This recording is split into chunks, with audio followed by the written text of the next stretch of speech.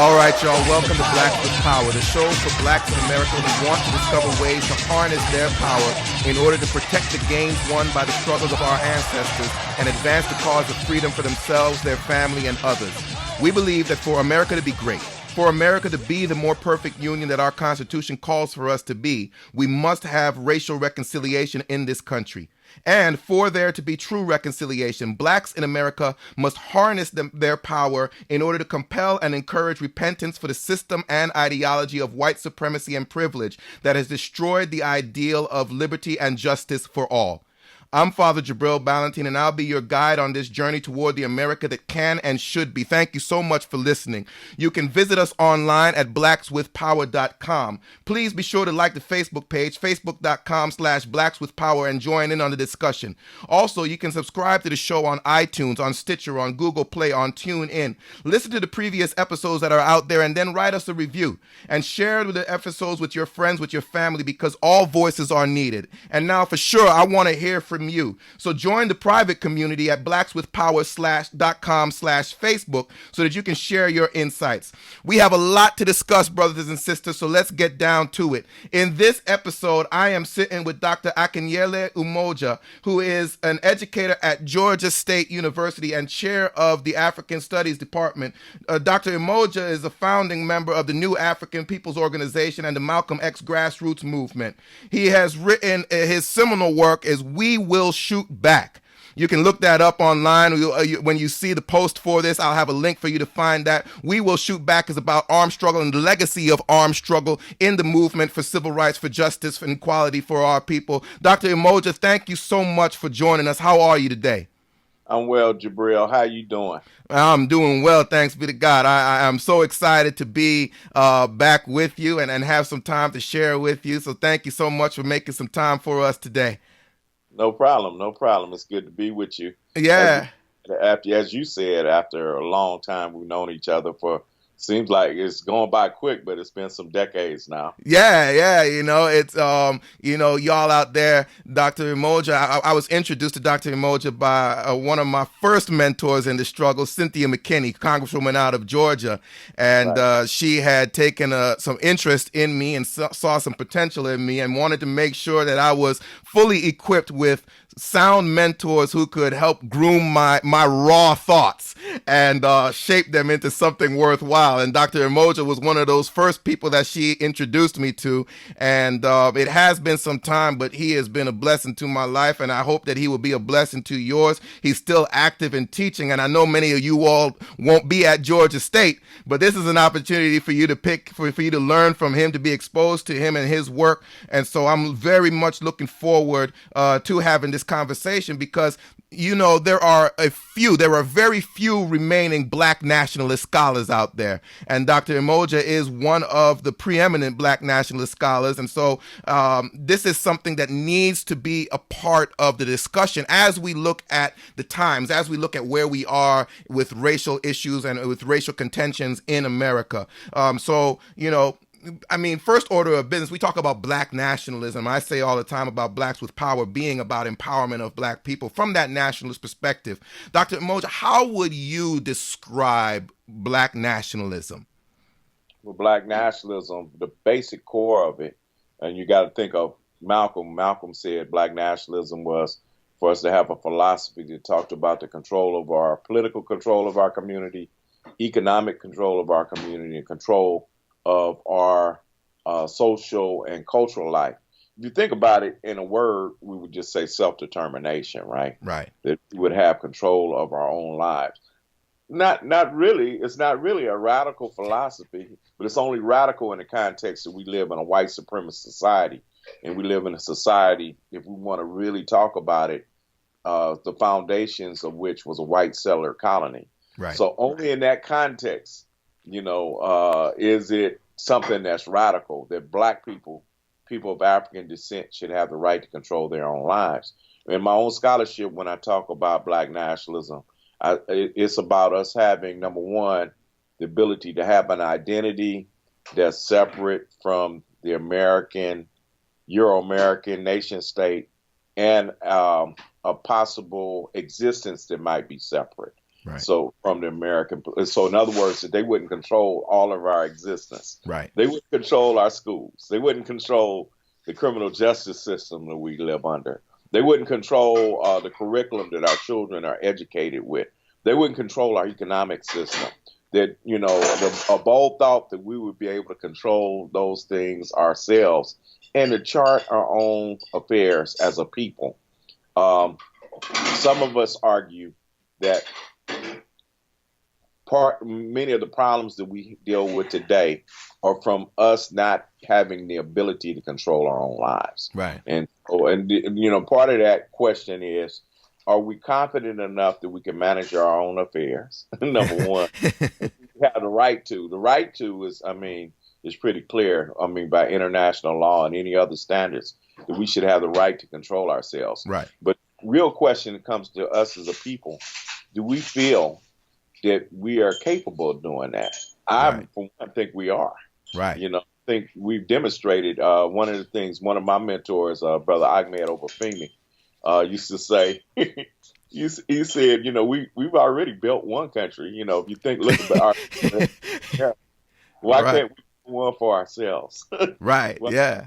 Country for ourselves. So Yeah. we've done that. If you look, we used to argue that if you look at what black people have invented, black people in America, we're not talking about our African ancestors. Right, the diaspora, right, just the ones here. Yeah. That's what our ancestors were able to invent here. If you looked at the list, you would wonder, damn, what did white people create? Yeah, but I would encourage your listeners, just go to a list and look at what black people have invented historically. The Lewis Latimers, right? The Garrett Morrises, the people of that nature. The George Washington Carvers. There's several other people who have invented things. Elijah McCoy, who created developed the lubricating process. If we looked at what black people actually invented in this country, we would wonder, damn, what did white people actually invent? Yeah. Yeah, and the thing that is so strange, and this is why it's so important to have this conversation. You know me, I've been a Garveyite from long.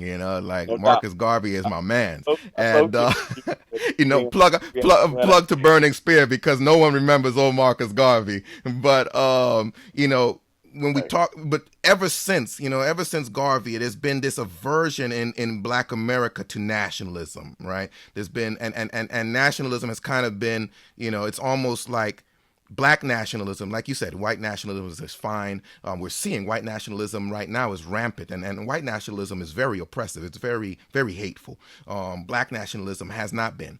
But when you look at nationalism, everyone in the mainstream of Black America seems to think that it's irreconcilable with being American.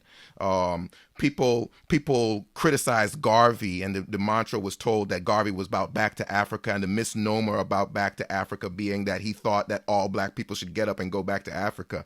And I try to help people understand, no. He's talking about back to Africa from almost like the Jewish position, how they're back to Israel, where everything revolves around Israel. And this idea that wherever black people were in the diaspora, if we had a mentality that looked to Africa first, how secure we would be as a people across the globe. How, no one would mess with Black Americans if they knew that there was an entire United States of Africa that had all this immense GDP and all this immense wealth and prosperity that could, affect the global dynamics of things. So why is it, and how do we overcome? It's like a two-parter. Like, why is it that it's like this aversion to Black nationalism, and how do we overcome it? How do we reconcile Black nationalist thought with Americanism?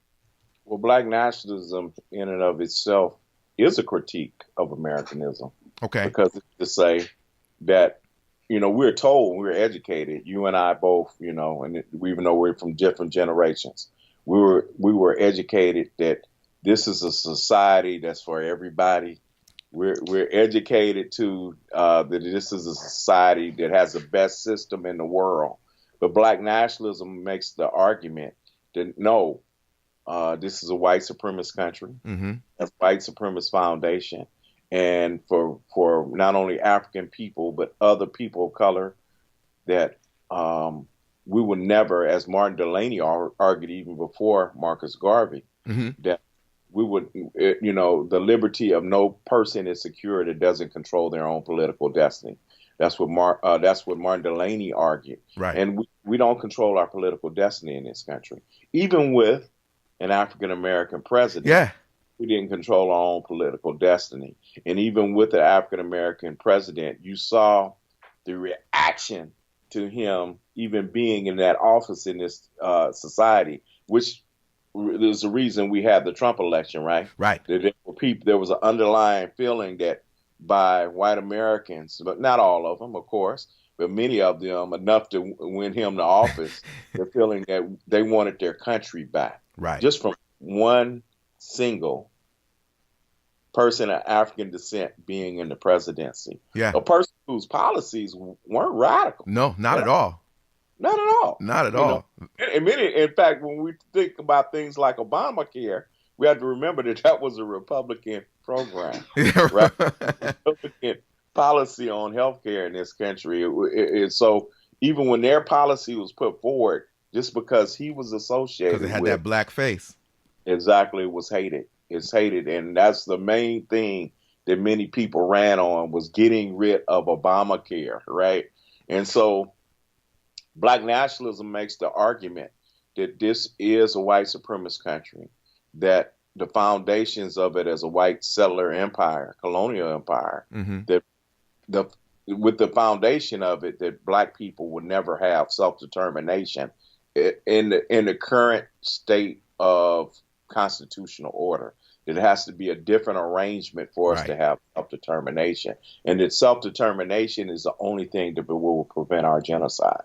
Right. So, at least my perspective of Black nationalism, that's what it argues. Yeah, and so I think, when because people have long since, no one wants to, en masse, no one wants to get up and go back to Africa, right? People have settled in at least not the majority. Right. That's why I say, yeah, en masse, no, go back. Right. Yeah. And it's funny that Brooklyn, even integrationists like Du Bois eventually realized that it's time to go back, and that Marcus Garvey was right. But en masse, we have never wanted to go back. So my thing has been, okay, how do we reconcile authentic nationalism with Americanism? The only way I can do that is kind of, because like you said, it is a white supremacist country. This country has been about, my dad says all the time, thank God the framers for the Constitution were not smart enough to say we the white people, but they left some wiggle room by saying we the people. But to revision what is that our ancestors were 3/5 of a person. Right, but we're able to undo that, and at least from the constitutional framework, being able to undo that, it's still in with the 14th Amendment. Right, and so it gives us a framework to push for a more perfect union, one that would allow for, in my hopes, one that would allow for self-determination, one that would allow for us to, one of the things that I talk about with the Republican form of government is that if, for instance, thinking about the Republic of New Africa, you all out there can Google the Republic of New Africa and learn what they were trying to do. But thinking about something like the Republic of New Africa, where if all like-minded Black folks move to Georgia, where you are, and we could decide in a Republican form of government, we could decide to still be in America, but we would have control of a National Guard. There's a coastline, so we would have control of a Naval National Guard, an Air Force National Guard, that we could have a Black governor, Black commissioners, so on and so forth, and it be a Black power state that has the ability to defend Black people around the United States and also be still part of America. Is that a far-fetched idea in your mind?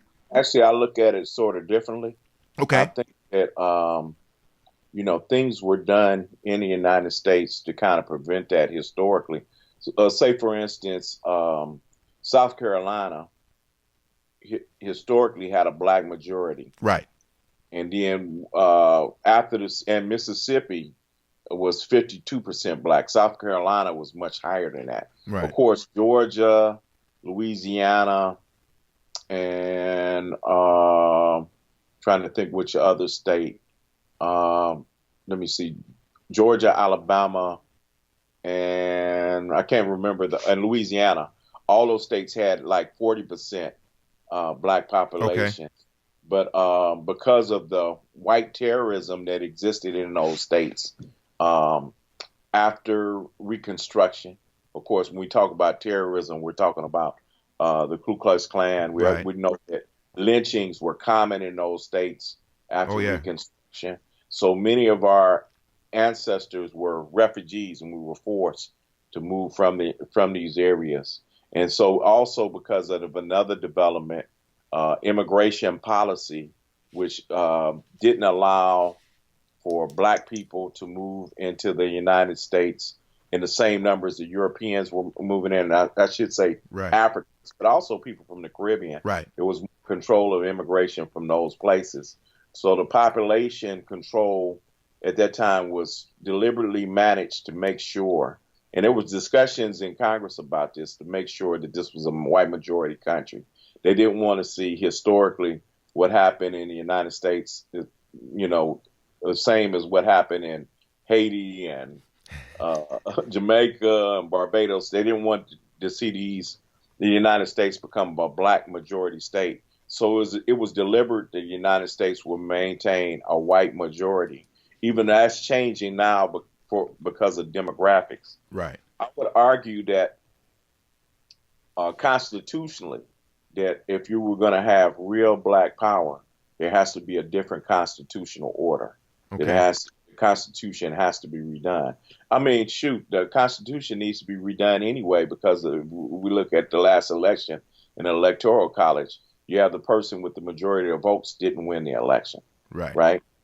So I think not just for people of African descent, but for anybody who seeks a real democracy, the Constitution has to be relooked at.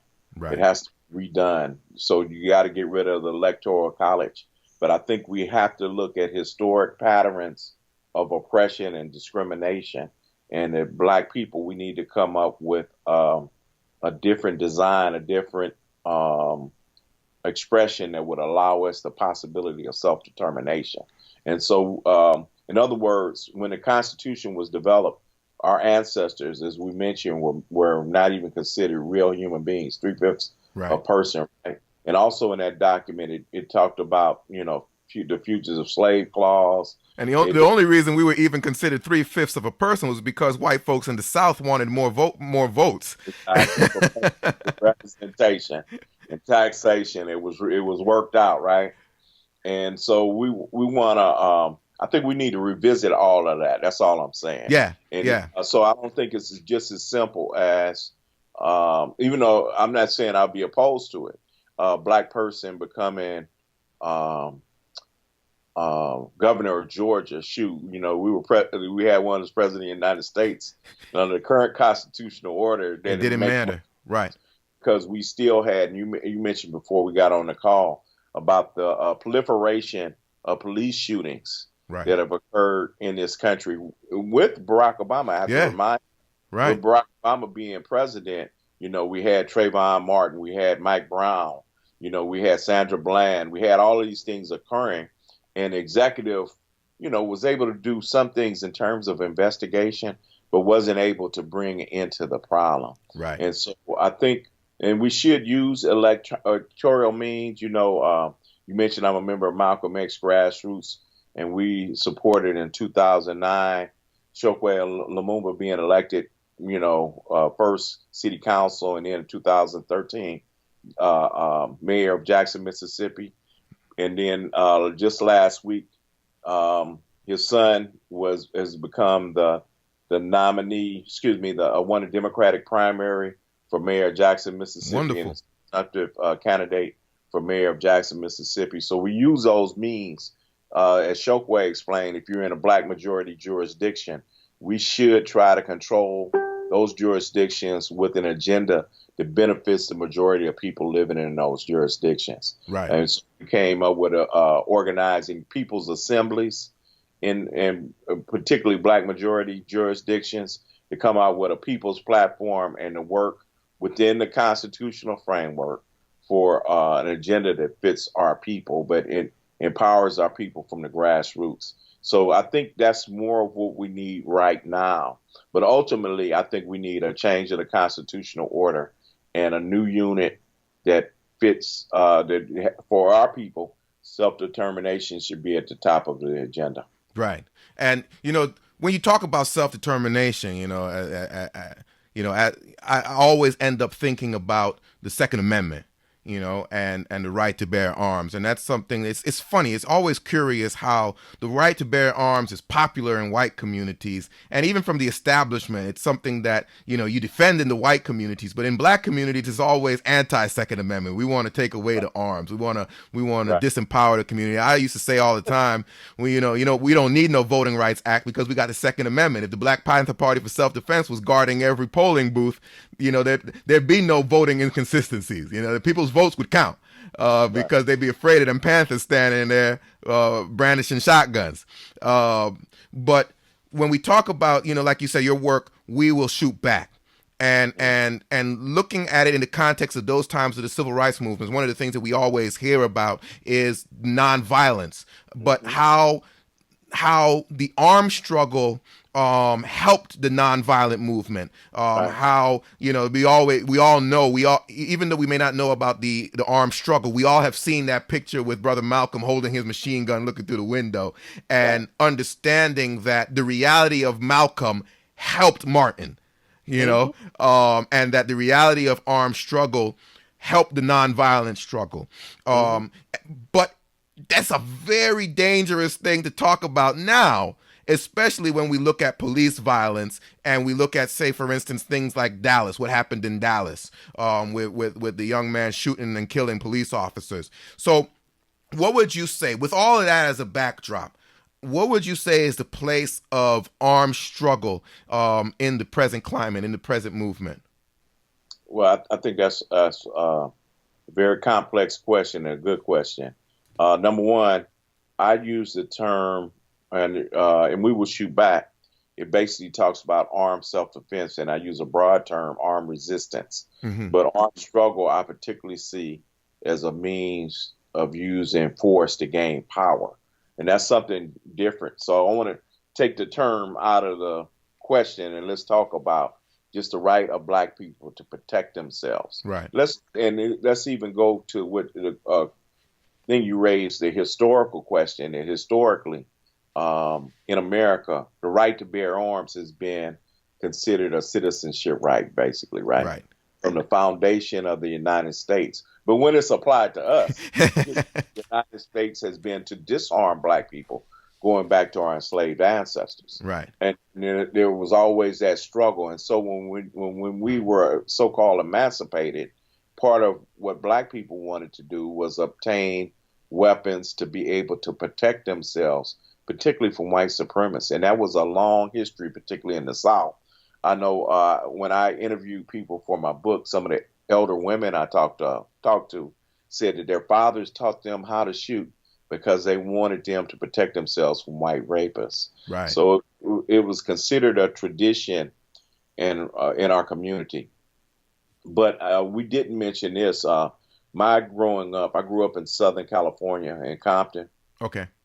And I grew up during the time the Crips and the Bloods started to form. Exactly. And so during that period of time, we thought that there were guns in our community, but we didn't know where the hell all these guns were coming from. Right. It was a proliferation of weapons in our community. And some would say we're conspiracy theorists, but at least with the underground economy, you have to understand the proliferation of guns in our community, even if it's not an external element that we're bringing the guns in. But some of us do insist that was happening. But in other words, you had guns ending up in large numbers to the most unstable elements of our community, which created a lot of chaos and division. So on one hand, you have also have the call for gun control in our community to deal with that. And then on the other hand, you had this history of white supremacists trying to disarm black people. Right. So it creates the kind of dilemma in our community that has to be resolved around the question of guns. So that's one thing I think that we're going to have to recognize. But the other piece with that is that problem will not be solved by what we call gun control legislation. Now, of course, I don't think you should have weapons in the hands of people who have a history of substance abuse Right. or what do you call Mental it? illness and Yes. right. That's clear. But Right. on the other hand, I don't think to have legislation that prevents more people from owning weapons, other than that, is going to solve the problem. What's going to solve the problems of these guns being in the hand of unstable elements in our community will be us making our community members more conscious, Uh-huh. us strengthening the families in our community, Uh-huh. it's strengthening community bonds, it's cooperative economics. Right. Yeah. I've worked with men in prison, and many of the young brothers I met and worked with, they were there oftentimes because wasn't the economic development in our community, and so it forced some of them to get involved in the underground economy and put guns in their hands. So, there are several things we need to do in terms of community and institution building that will eliminate this gun problem in our particular communities. Now, as it goes insofar as the violence against Black people, Right. I wouldn't advocate publicly. I wouldn't advocate us beginning to arm ourselves to fight the police. That's not, I think, something that we should advocate at this point. But at the same time, I think if we were better armed as a community, there are some situations we could resolve. Let's take, for instance, the situation with Trayvon Martin. And if you remember, Trayvon Martin was on the phone talking to his friend Rachel, right? And he's talking to the phone, and he said, "This creepy ass cracker is following me." Right. And my wife one time said to me, "Wouldn't it have been a different situation if Trayvon could have told Rachel, look, this creepy man is following me. Call my dad, call my neighbors." Right. And people came out to check Zimmerman. Right. Zimmerman is a vigilante, a loose cannon running off in our community. And we have so many cases of Black people being killed by these white civilians, and we don't have the organization or the capacity anymore. Because if you read We Will Shoot Back, you will see that Black people in particular times in our community were organized to begin to stop white supremacists, white vigilantes from coming in our community. Mm-hmm. And yes, in some situations it made the police respect us in a different way too. Right. But I'm not going to advocate that. I will say that you mentioned a case in Dallas. The young man in Dallas who killed police officers. Right. I say to that is, he was automatically demonized. Even Black Lives Matter distanced themselves from him as soon as that happened. I don't blame him. I blame the system because he lived in a society where there was Mike Brown. It was a brother in New York who was killed. I forgot his name. Yeah, there's so many now. All these names are swirling around. Yeah. I can see it's Eric Garner. Eric Garner. So you live in this society where you see all these murders happening all the damn time. Eventually, somebody's going to respond. Yeah, the fire next time. Exactly. So, I blame the system. I don't blame this young man for responding back in that way. At some point, people were going to say, "I'm not going to take it anymore," and they're going to respond. So, and I'm not going to distance myself from them. I mean, the same way I don't distance myself from Nat Turner. Right. In history, right? Nat Turner saw some, just look at the movie. The movie showed us some of what Nat Turner was seeing. Right. And he had to respond. He couldn't take it anymore, seeing the abuse of Black women, the sexual abuse of Black women and Black children anymore, right? And he decided he had to do something. So I'm not going to condemn the young man in Dallas nor the one in Baton Rouge. I understand this society we live in and what that might do to somebody. We don't take the proliferation of killing of Black people as a state of emergency, and these young people did, and they responded in that manner. So even though I wouldn't say I'm not encouraging people to do that, of course, I think us having an organized responsive resistance is most effective. And there's ways, and we talk about that in the book, how it was a combined strategy of boycotts and self-defense that was most effective in Mississippi in Right. changing racial relations in the state. And so Yeah. we have, organized response, as well as institution building, of resistance and institution building. That will be the strategy that will help move us towards self-determination. And in that, I think the key thing that I glean from that is still this appeal to nationalism, because Mm. absent the appeal to nationalism, we expect the system to defend us. You Right, know, we, right, we, we, we keep looking to the system to defend us when the system has proven that it's not going to defend us. And so, right, whether it's armed struggle, armed resistance, let me be clear, whether it's armed resistance, whether it's voting, whether it's electoral responses like candidates and whatnot, whether it's economic development and business development and entrepreneurship, or control of schools or whatever have you, to me, it still comes back to this idea of nationalism, of self-determination in whatever form and structure you can determine for yourself. So then, along those lines, what do you think for the brothers and sisters out there is, like, if you could identify one thing, what would be the single most important thing that needs to happen to make black nationalism part of the consideration for those who are wanting to engage the racial tensions of this time?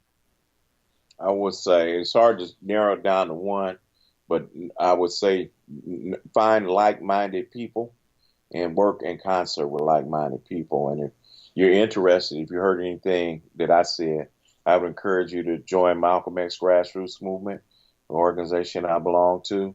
Our website is mxgm.org, mxgm.org. We currently have chapters in New York, in DC area, in Philadelphia, in the Bay Area, California, in Jackson, Mississippi, here in Atlanta.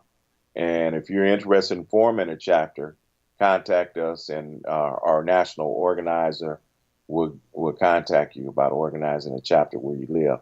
But if not, find another organization with like-minded people. Marcus Garvey, who you mentioned, talked to us about the importance of organization. Right. And you got to have a group. You got to have a crew. You can't. No, none of us can do this by ourselves. Right. Yeah. No, I appreciate that, and I know, I appreciate all the time that you've given today, and all the insights that you've shared. I think I want to possibly get you out on this, and maybe we can get some other tangible steps for folk. So, thinking about, brothers and sisters on college campuses, and all the freedom and the flexibility that gives and grants. What would you say would have to happen for these brothers and sisters to be equipped to protect the legacy that our ancestors fought for, protect it from the backlash, and advance the cause of freedom over the next 4 years? Thinking about this next 4 year cycle as well, like what would have to happen on campuses with young brothers and sisters on these campuses in order to be able to do those things? Well, three things. One is you need to study, and if we could, I'll help provide you with a list of books I would recommend, but there are several others. Number two, organize with other students on your campus, and then contact students in other campuses and come up with a joint program together.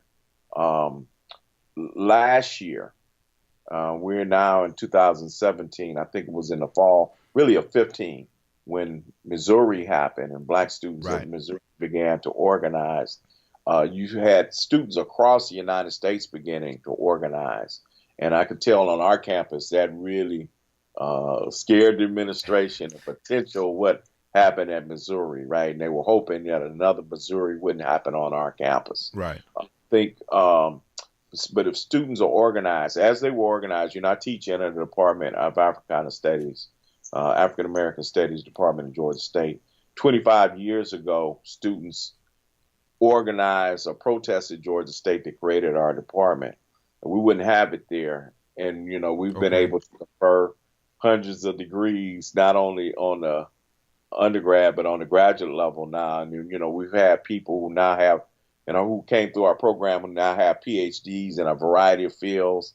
We have students now who are successful entrepreneurs or community organizers or running nonprofits, but they were able to, through their vision, help create this vehicle for our people and for our students. And we've also been able to engage the community and support community projects from Sapelo Island to the city of Atlanta. And so, as well as working with projects in Haiti and other places or men behind bars. But that was all initiated from students deciding they weren't going to take it anymore. So I think students have power. Number one, you're consumers for these corporations that are called universities. Right. You have power, but it's about us getting organized. And if you got to organize, and then through your study, you can recognize where the weak points are in the system, so you can use your jujitsu, your martial arts, to apply that pressure and to get demands that we need as a people. Amen. So encourage students, number one, study and then get organized, or vice versa. Right. You can get organized and then study, and then link up with other people so we can have more power and more connection, more community. Indeed. Brothers and sisters, I hope you join with me in thanking Dr. Umoja for the time that he has given us, the insights he has given you today. Be sure that if you're listening to this online, you check the website, because when you see the post, I'm going to have a ton of resources there based on my notes from our conversation to lead you in those ways. Because like he said, you got to study, you got to organize. So we're going to start the process. And so now we want to hear from you. Be sure to like the Facebook page, facebook.com/blackswithpower, and subscribe to the show on iTunes, on Stitcher, Google Play, or TuneIn, and then listen to the previous episodes and leave your review. Then share your favorite episodes with your family, with your friends. A charge to keep we have, brothers and sisters. A God to glorify. A never-dying soul to save and fit it for the sky. We have come a long way. Yes, indeed, we as a people have accomplished much, thanks be to God. But we ain't there yet. So let us march on till victory is won. Live with power. I say, free the line.